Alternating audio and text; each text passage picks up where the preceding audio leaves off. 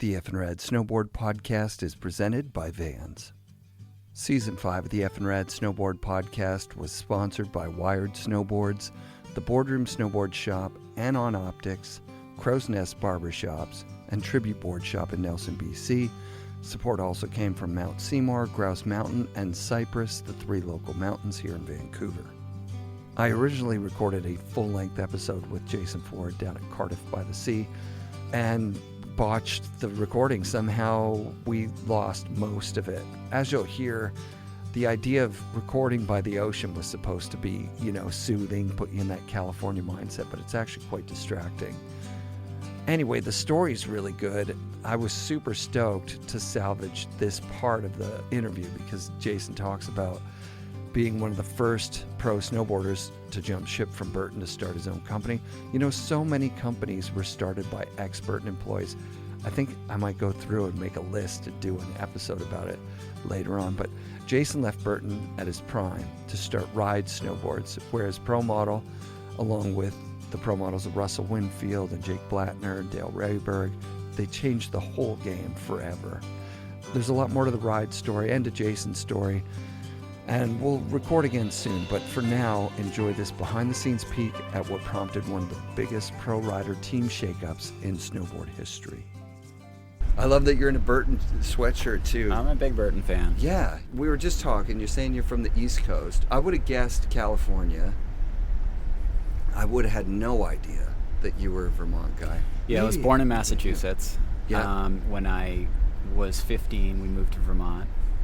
So I spent 3 years of high school there. And then once I graduated from high school, I enrolled at UVM. Didn't enroll, but I applied and got accepted, and then decided to take a year off from college was the pitch. Yeah. And my mom said, yeah, we'll see how it goes. Cool. Because I wanted to be a ski or snowboard bum, and I wanted to not sit in a classroom and look outside and doodle dreams of doing tricks and all these things, So Right. we moved to Sugarbush. I was in Bennington, is where I went to high school. Went to Sugarbush. This guy Rob Levine put together a deal with the ski resort because this was the first year they allowed snowboarding, and he secured ambassadorship for 4 of us. So it was myself, it was Noah Brandon, Steve Hall, and Rob. We got this kind of funky house that was built in the 60s on LSD or something. This thing was nuts. And we rented that for the season. And I worked the whole summer on this farm in Massachusetts. I would just work, as many hours a week as I could, save up, and then once the snow started to fly, move up to the mountains. What kind of board were you riding at that point? So that year, I graduated high school in '88. I was sponsored by Barfoot, just with a product sponsorship. Chuck sent me, one of the twin tips. Yeah. And then a set of bindings and a pair of sweatpants. And it said, Barfoot down the leg. That's amazing. And that was it. That was what I had. And then we went to the World Cup time trials in Purgatory, Colorado, that December, I think it was. And I was riding the pipe, and Steve Hall comes walking up to me, one of my roommates. He was riding for Burton. Noah was riding for Burton. And he goes, hey, Jake asked me to ask you if you want to ride for Burton. What do you think? Oh, damn. And, I was out there, I was sleeping on the floor of the Barfoot house, and I'm like, are you kidding? He was like, no. He wants me to ask you, what do you think? And I'm like, I would do anything to ride for Burton. Oh, right. And at that point, Craig was already on board, and the direction was kind of set. The yellow pants had dropped. Everybody was in yellow pants. Yeah, it was coming. It still hadn't come. It hadn't come, no. And so yeah, my agreement with Barfoot wasn't anything. It was just a flow, right, of gear. And I'd been vouched for by Andy Coughlin of the boarding house up in Burlington. That's how Chuck gave me the okay, and all of a sudden I'm signing a contract with Burton. I'm trying to figure out why there's so many pages and so many words. Did you read the whole thing? I read the whole thing. Yeah. I've always done my own contracts and read them all. So it just didn't make sense to me. Like, why do we have to sign all this paperwork for you to give me a board and bindings? Right. And a pair of boots, I think, is all they gave me. Everything else I had to buy. On like Proform or something? Yeah, I bought a jacket. Oh my God. So I could rock a jacket and a pair of pants. I had like the outfit. Yeah. And then I borrowed race boards from Jenny Hahn, who was one of their team riders. That's amazing. So I had some, newer race boards. So every weekend, I'd show up on Saturday, I'd borrow a race board from her, I'd race. I do really well. I won the New England Cup Series that year, so I won a lot of races. And then I'd give it back to her on Saturday or Sunday, and then, go back and ride whatever I had. And then they started flowing me more stuff. What board did you pick for your board? Mystery Air. Yeah. Yeah. So the ketchup mustard Mystery Air? No, the first one. Free. Yeah. Which is... No signature. I didn't have the Jeff Brushy had the signature. Yeah. And I didn't have one with the signature on the tail from Craig. That was the one I wanted. Yeah. But no, I had the regular. So that's the board that says Burton down the base in big letters and Air in the O. Is that the one? Is that one? Yeah, it has those dots and the tail with the air. Yeah. Oh, yeah, right. Unreal. Yep. You keep that board? No, but Noah Brandon actually sent me one. Nice. A couple of months ago. It just showed up in the mail. That's unbelievable. An old one. I mean, it's basically never ridden. It had been broken, but it's like it looks perfect. Yeah, Scott Surface has one that I was able to flex to feel that. I was like, and he was looking at me like, don't flex it. Flex it just too look. hard. Yeah, just look. Just look. They were still figuring things out at that time. Yeah, the shape was shorter and fatter, wasn't it? Yeah. Yeah. Yeah, I mean, I like that board, and then from there I went to the mustard, Craig Kelly mustard board from there. Yeah. I actually had the mustard without. It was just the white one. The white one. The black. That was the one I rode. Yeah, those ones are those are hard to get. Rare. Mm-hmm. Yeah, the super rare. Totally. So does Burton start sending you the infamous stacks of boards at that point? Not that year. I mean, I ended up winning the New England Cup Series, and then from there they moved me on to their what they called the A team at the time. Yeah. So they took, I think there was a dozen of us or so. They moved us all to Truckee. So Noah was on the B team. I had just beaten Noah in the last race by like a fraction of a second, which gave me the overall. He got second. In my mind, we tied. Right. And then they moved me to the A team, and they put him on the B team. So the A team was like that iconic team. It's Craig, Keith, Jacoby, Jeff, and you. Yeah. That's it. Is there anybody else on the team at that point? That's A team? It's maybe there was Tara or somebody? So, yeah, Tara. I mean, the people that moved to Truckee. Yeah. Like Andy Coughlin, Eric Webster, Noah, Warburton, Jimmy Scott. Oh, wow, yeah. So there's like a mixture of freestylers and racers. Yeah. And then they got us a coach, Jerry Masterpool. Jerry Masterpool, right. So that Cross M thing. Yeah. And so Jerry was great, and then we all we trained and we got good at racing. Yeah. And then we went to the first competition that winter up in Whistler. It was a Blackcomb race. And it snowed a ton, and I ended up winning the GS. And I think of the top 14 positions, our team was in 11 of them. Yeah. I mean, we just crushed everybody. We were way more prepared. Yeah. And then the year before that, Burton was it still had they dominated the year before, or was this the first time that they were really that? For me in the New England Cup Series, Burton was dominating. Oh yeah, we were it. Of course. And so even going to the U.S. Open at that time, Burton was pretty much on top. Like Andy Coughlin, those guys were pretty fast still. Yeah. Freestyle was still emerging, but we were all learning really fast. Yeah. It's like Jeff Brush would leave, he'd go ride with Craig and Keith and everybody, and he'd come back, learn everything, and then we'd pick it up. We'd learn immediately after, and he'd go away, and he was like our spy, bringing back all the stuff that we would normally have to wait a year for to see in a magazine or something. Right. Yeah, I forgot that there's that for sure. That there's a delay between what's going on and everybody in the world being able to see it. Yeah. I mean, that delay was a pretty fun cushion. Yeah. It created a lot of excitement. It's certainly changed now. Oh, it's completely changed. Yeah. It's you just told me what's happening in Jackson right now, right? And we can see footage of today right now if we wanted. Yeah, I was watching the camera. I was watching them turn off all the lifts. Yep. And I'm like, all right, they're shutting it down. It looks amazing. It's gonna be a good week. Unreal. And then before it was a little harder. Yeah.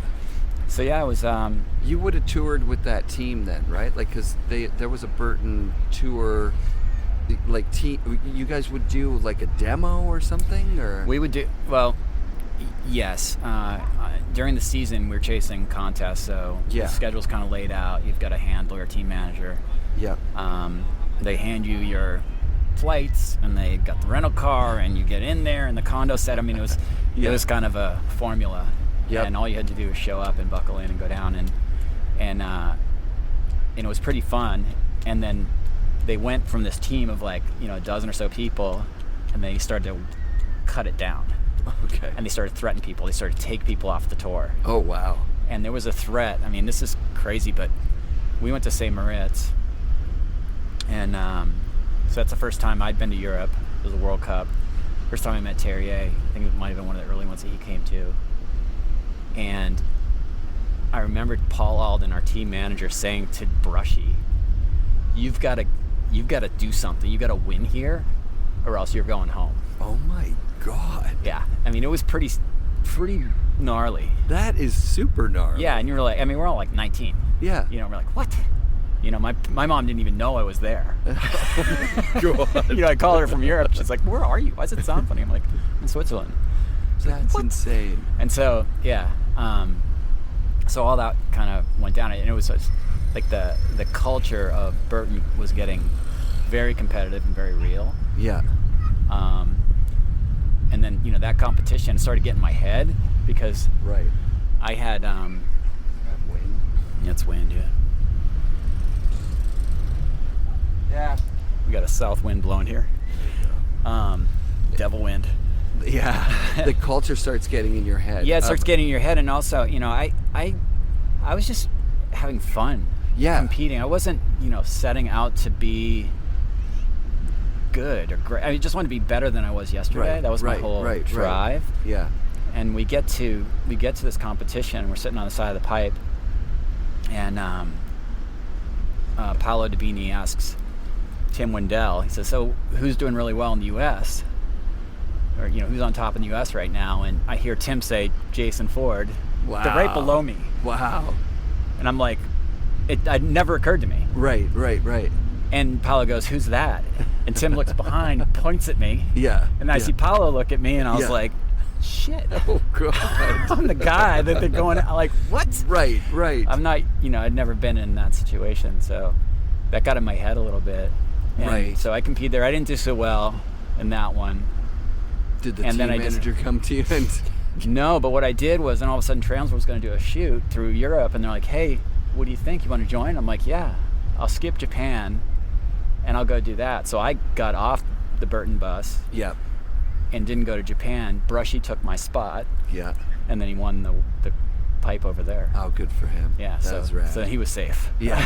That's nuts. They start whacking other people. Yeah, right. But that was always in your head from the start there. But for me, at least, hearing that stuff, I was like, shit, man, these guys will cut you. That's nuts. Right? And that was just part of being, that they really wanted to have the best guys that are the most dedicated and that are winning. Like winning was important to them at that point. It's very important, yeah. Yeah, because Craig hadn't done the thing where he quit yet. Nobody had done the thing where they scoffed at competing. Brush is the first person that people usually mention. He stopped doing the races, and then other people were like, "Well, if he doesn't have to do the races." Well, yeah. So that we're all training with Jerry, and Cross Sam, and we'd have, and Jeff, he pulled out. He's like, "I'm not doing it." Yeah. And which is crazy because he was actually really fast, but the overall was so important at that time where you had to do it all. Yeah. And he wanted to specialize, and he just didn't think, racing was getting more serious and hard boots and speed suits and all that stuff, and he wasn't his thing, Yeah. And then Duck Boy pulls out. Yeah. He's like, "Well, if Brush isn't doing it, I'm not doing it." Yeah. Craig only did it because he needed to for the overall. For the overall, yeah. Well, he liked the racing too, I think. Like he seemed to jive with just being in competition, right? Like he was a competition-minded guy.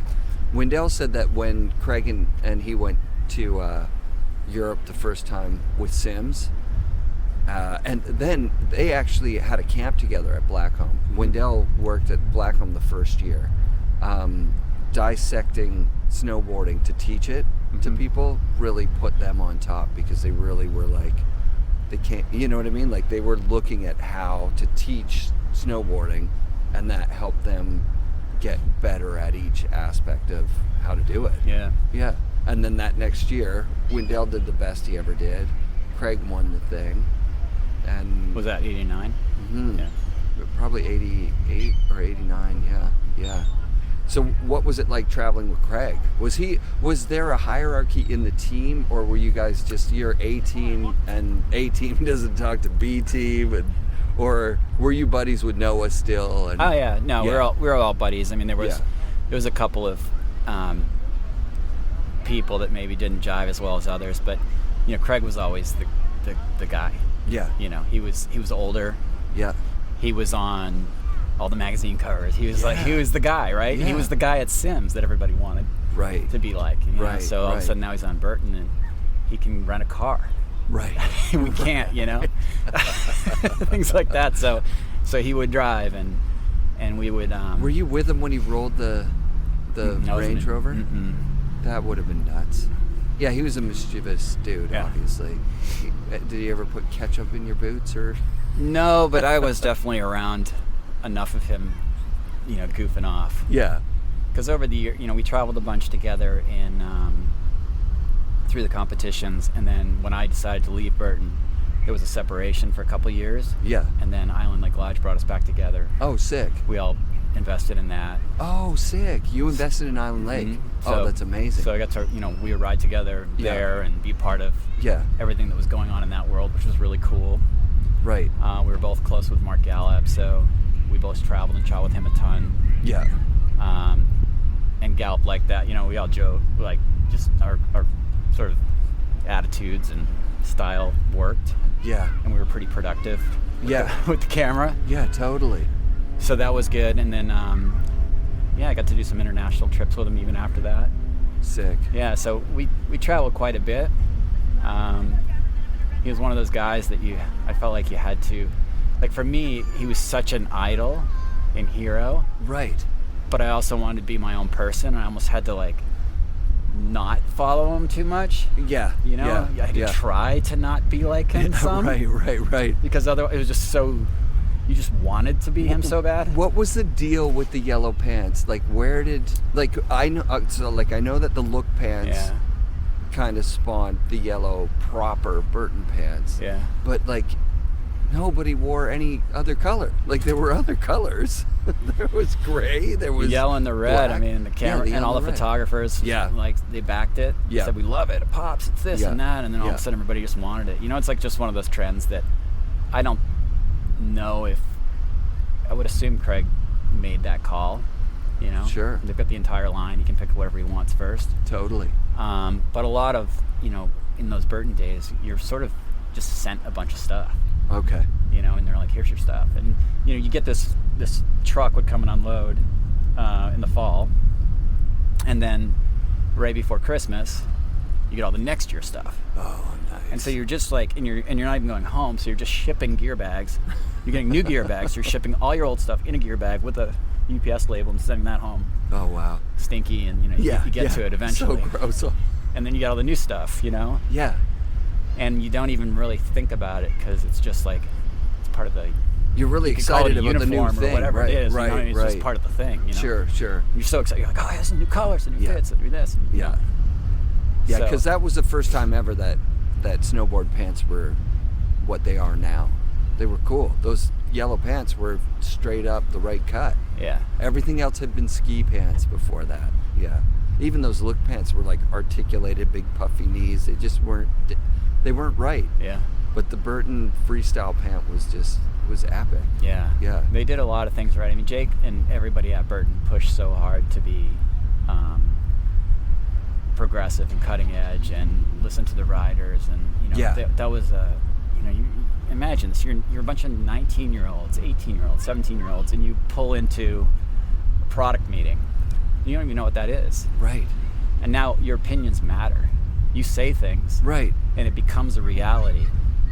And that's a pretty cool thing, That's unreal. Yeah. I mean, and JG was there at that time still, right? He's always been there doing that. So, that would have just been mind-blowing. That some input from, your brain was like everybody in the snowboard industry now has that binding with that clip or whatever. Well, I remember the first time they broke out the 3-hole disc pattern binding design made out of clay. Yeah. Wow. And so there's 2 different instances that I was involved in, and I can't remember which came first, but there was one that was in Vermont, and there was a photo of Craig and Keith and JG, but I was in the room in that one too. Yeah. So that was one of the things, but I think the very first one was in Europe, and Terrier and I were at a camp, and they opened the box and they lift out this clay mold that was handmade, in Italy or wherever. Yeah. And we just looked at each other and were like, what's wrong with the old one? Because we're just, it was like an innovation we weren't quite ready for. Yeah. And then they're like, the ship is sailing. We're going to do this. So, yeah. Get on board. But yeah, they were great. They listened a lot. They listened to Craig most, and he tinkered the most and cared the most, and we trusted his opinions most. Yeah, it worked out well. Yeah, right. Like that stuff. He was an engineer, so that was his mind. He was tinkering. Yeah, he always liked doing that. That's so rad. Actually, his daughter's going to be an engineer. Oh, cool. Yeah, so awesome. That's pretty cool. She's going to school in Vancouver, where I live. Awesome. My daughter goes to the same school. It's pretty cool. Oh, that's great. Yeah. So what's the catalyst for Ride? What do you get a phone call or is it? No, the catalyst for Ride was. Well, this kind of goes back to the Brushy story, right? About him getting the threat. Yeah. So I started having injuries. I get shoulder surgery. People are beginning to specialize. Yeah. And it's almost like every half season is a massive leap forward for the sport. It's not, it was moving very quick. Of course. And the products that I was getting weren't right for me. I have a size 13 foot. Yeah. I, was putting a lot of power into my turns. The race boards they were giving me, the PJs were really soft. Yeah. Because John and Peter were like more delicate in the way they rode, and I was more power. Yeah. And so they would chatter out and I'd fall, and you don't win much doing that. So, right. The freestyle boards they were giving me, they got me off the Craig boards because we're all promoting Craig's boards, and he's getting royalty on all the work that we're doing also to support him. Yeah. So they'd give me the ASM Air. They dangled a carrot that if I liked it and things went well, it could be very good for me. Right. Which, sounds we were a lot talking like earlier, that implied, could be your... It implied some things. I don't know if there was any substance there, but it was interesting. And I remember testing a variety of these things up at Boreal one day, and I remember picking one, and I loved it. Yeah. And then the board... ASM was fun. But the board I love got tabled. Oh, and they put one of the ones I didn't love. Yeah. And it came in from somewhere else that the board I love was too much like the Air 6, which was the board that Jeff was riding. Right. So I was like, what? I'm like, come on, this is the board I want. So I'm just having trouble getting products. Yeah. And I was in a product meeting. I spent a lot of time, with my mom being in Vermont. Yeah. And Burton being there. I would go in all the time just for fun. You're talking to all the product engineers. You're talking to everybody. Yeah. And I was talking to board design one day, and I was like, listen, these brace boards aren't working for me. They're too soft. They're too wide. I'm thinking I want more, less asymmetrical, more symmetrical, narrow, stiff, like really stiff. Yeah. Like that's the future of where these boards are going. And the product guy goes, listen, when you start winning again, we'll listen to your opinion. Jesus. And that was kind of a shocker for me. Right. So you're taking all that, and I'm looking at sort of this fear that's starting to develop. Like, is this over? Yeah. And you're young. Like, you're just a kid still. I'm still a kid, yeah. So you take that, and then the other major thing that had happened was I had signed a brand new contract.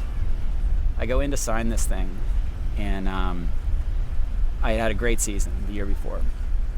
That was the Tuckney season. So you were all over the place, like as far as photos went. You were the new, up and comer of Burton. That was the thing. It was like, oh yeah, there's Jacoby, there's Duckboy, there's Brush, and there's Jason Ford.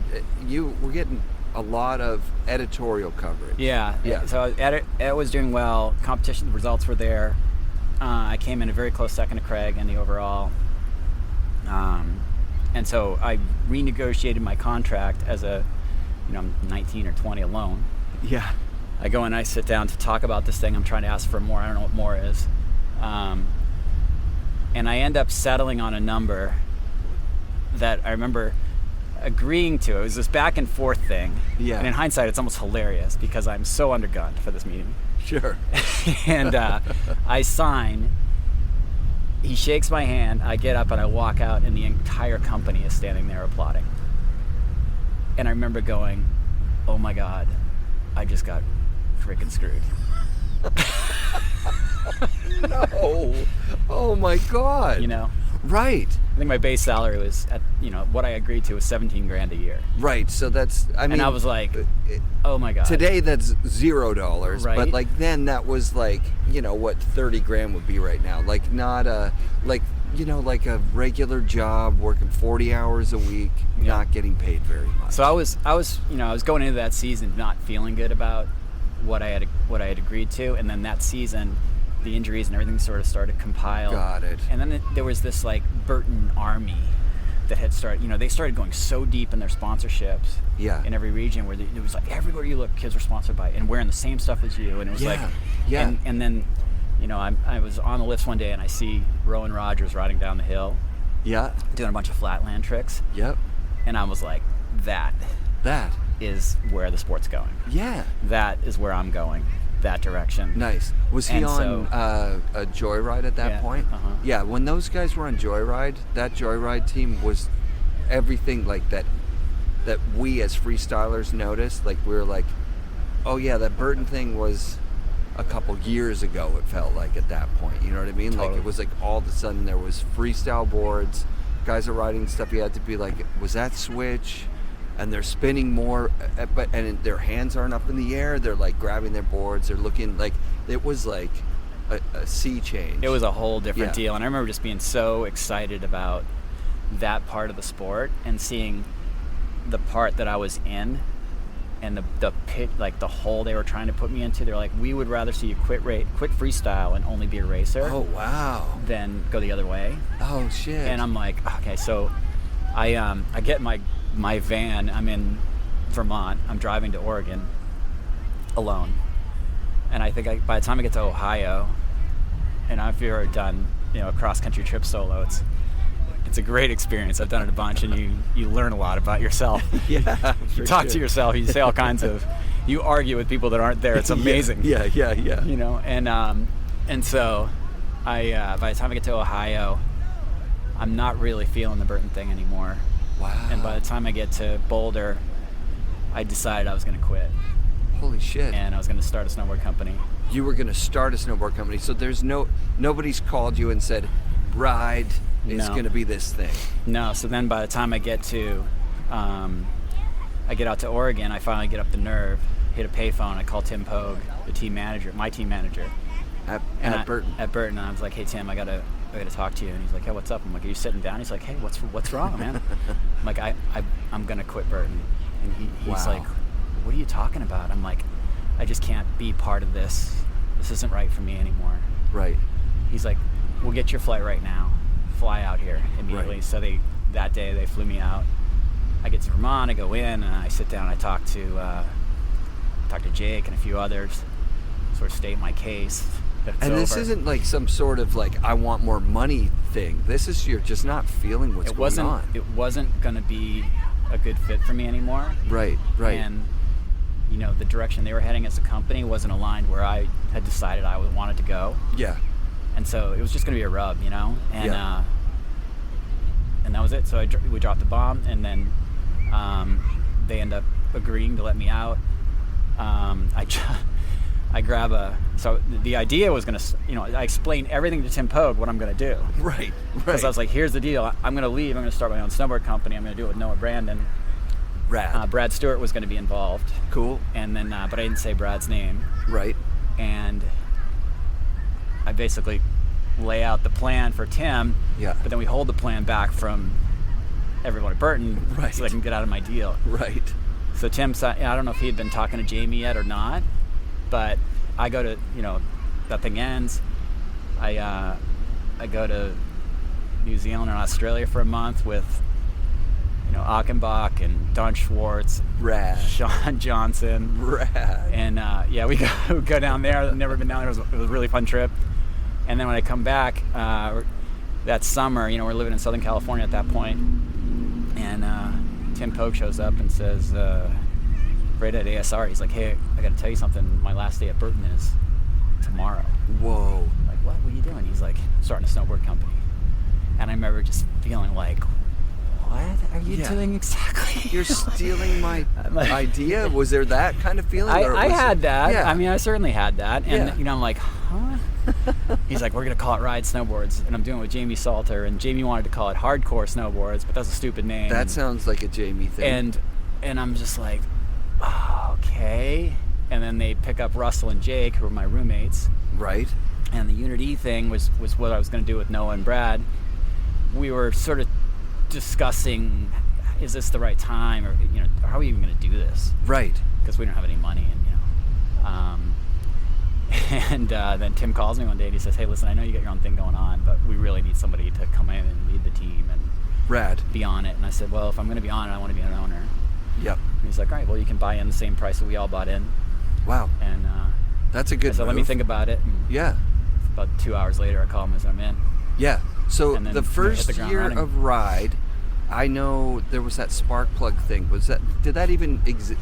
Did that count as anything? Like, was there a catalog that backed up the spark plug thing? I think there was. There was an ad. There was, yeah. One ad. So what happened was the first Ride ads had me on a Unity board. On a Unity. That we made a stencil and spray painted Yeah. the Ride logo on. And then there was a design company out of San Francisco or something did some graphics, and that was a spark plug. Spark plug, yeah. And Chili Pepper, and those the were Chili those were Pepper kind of a too. miss. Right. We, as a team riders, we're like, we're not really feeling We're not there. it. Not there. And it was a whole discussion of like, what do you mean? And I'm like, well, I remember telling the analogy. I'm like, if you get 7 people in a room and ask them to draw a tree, you get 7 different trees. Yep. Nothing wrong with a tree. Yeah, man. But your spark plug doesn't match our vision. It's not happening. And so we ended up, they did some pretty wacky graphics for us. And I'm like, my first graphics came out and I hated them. Yeah. And, one of the very few interactions I had with Jamie, we're up at his house in LA with Tim, and we're about to go to Japan. And Jamie's like, so what's going on with the graphics? I heard there's something going on. I said, well, we don't like them. And if you can't change them, doesn't matter. We'll just spray paint the tops anyway. Nice. He goes, well, what do you mean? I pull out my board and I had spray painted the top gold. I'm like, I'll just do this. Yeah. And right there, they made the decision to switch to solid top sheets. Those 2 solid top sheets, the Ford longboard, the red and the gold, and the Ford. What did they call the other one? Ford Freestyle. Pipe. Ford Pipe. Yeah. That's right. And then the RJ. That year, that was the best laid out line of the year. It was awesome. Yeah, and so that was the solid graphics, and then that was just us going to the hardware store and I grabbed brass was the color. Yeah. And just spray painted it. They looked great. Put a sticker on the same Where original were they logo. built? Because they were really smooth. Heli. They rode really well. Those were good boards. Yeah, they're heavy. They were heavy, but they were smooth. Like, because what was the longboard? It was like a 171 or something. It was 69. I never rode it. You never even rode it? I never even put it on because I was so into it. I heard a lot of people say, like, Rocket Reeves loved it. Yeah, yeah. And I keep, every once in a while I see him pop up on eBay. I'm like, I gotta get one of those. Yeah, for sure. Yeah. But yeah, so we did that, and then the next year was when it really started to click. With the skate graphic, like those cartoon graphics changed snowboarding, changed the image of snowboarding, and the soft top, like that texture on the top. It wasn't a texture, just like everything on those boards turned out perfectly. Like, we could not keep those boards in. We got stacks of every pro model, and they sold out. And then we bought everything that was left, sold out. Yeah. Yeah, it was incredible. We got Ron Lemon did the graphics, and it was one of those crazy things where you tell him what you want, and he does the first pass, and you love it. Yeah. And I swear you could have been like, just pick an idea, draw a tree, right? Yeah, draw a tree. Fucking love the tree. I love it. Always. Yeah, how about a spark plug? Can we get a spark? Yeah. So I mean, he was so talented and just sort of understood the target. Yeah. And then translate what we were talking about. It was only a couple years in that Ride went from having, like 2 or 3 board models. There was a race board while you were talking about the race. Kildy. Yeah, the Kildy. So right. the Kildy board. So Kildy was on Burton too. That's right. He was like on the B team or whatever. Yeah. And him and I were pretty aligned on our thinking for race products. Yeah. He's a total engineer guy. He loves that stuff. Mad scientist. Yeah. And the boards that he did at Ride were basically the boards I wanted at Burton. Right. And we just never got them, Right, but you weren't racing by that point. If you're not riding your longboard, you're not riding a race board. No, and we were getting so into rails and that whole thing. Oh man, I wish I had not messed up this recording. It was such a good conversation with Jason Ford, and actually a good amount of it happened after the mic was off in his truck, and we're going to record again soon. So FNRad shoutouts this week to Dave Downing for setting up this interview, and just for being Dave Downing. The guy's amazing. I'm going to try and hike Seymour this Thursday if they open the road, and I hope you guys are staying healthy and happy and positive through this whole pandemic debacle. I'll try and be back next week with another bonus episode of the FNRad Snowboarding Podcast, presented by Vans and brought to you by SIA Productions.